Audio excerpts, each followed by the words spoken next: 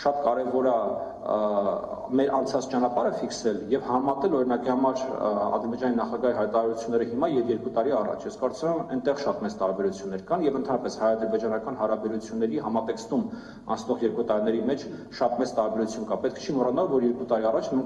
մենք ձեր հետ միասին, երբ որ խոսում ենք, երբ որ դուք մեզանից հարցազրույց եք վերցնում, մեր հիմնական մտահոգությունն էր, որ ներխուժում է սկսվելու, որ պատերազմ է սկսվելու, որ հեսա տաք կոնֆլիկտ է սկսվելու։ Եվ եկեք հիմա ֆիքսենք, որ մենք խոսում ենք դրա մասին, որ ըստ էության բավականաչափ տեմպով չի գնում խաղաղության օրակարգը առաջ եւ հայտարարությունները մեզ դուր չեն գալիս։ Համաձայն եմ, բավականաչափ տեմպով չի գնում եւ հայտարարությունները մեզ դուր չեն գալու, պետք է շարունակենք աշխատել այդ ուղղությամբ, բայց նաեւ հերքել փոփոխությունները ես կարծում եմ սխալ է։ Անգամ ես կարծում եմ այն մարդիկ Ադրբեջանում միջավայրից բավականին շատ են եւ Հայաստանում, որոնք ասում են, որ երկու երկրների միջև պետք է պատ կառուցել, իրենք էլ պետք է երկխոսել։